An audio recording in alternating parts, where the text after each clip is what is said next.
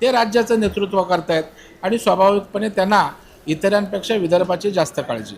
दुसरीकडे अधिवेशनाच्या पार्श्वभूमीवरती मोठ्या प्रमाणात मंत्र्यांच्या बंगल्यांवरती खर्च होत आहेत.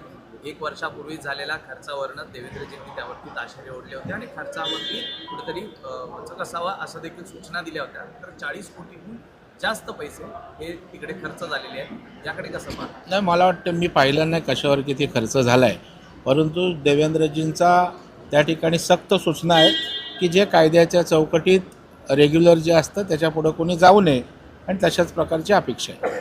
स्थानिक स्वराज्य संस्थांच्या निवडणुकीत फोडाफोडी झाली महायुतीमध्ये. त्यानंतर रवींद्र चव्हाण आणि एकनाथ शिंदे हे एका मंचावर आले, पण दोघांची देहबोली जी आहे ती आक्रमक पाहायला मिळाली. म्हणजे कुठेतरी खटके उठतात नाही. एकाच मंचावर आला आपल्याला आनंद व्हायला पाहिजे ना.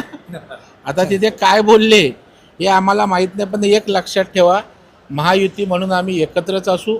स्थानिक स्वराज्य संस्थांच्या निवडणुकीत असं होत असतं, एका पक्षात 2-2, 3-3 गट असतात. त्याच्यामुळे महायुतीत निवडणुका लढल्या तरी भविष्यामध्ये महायुती म्हणूनच आम्ही राज्याला सामोरं जाणार आहोत.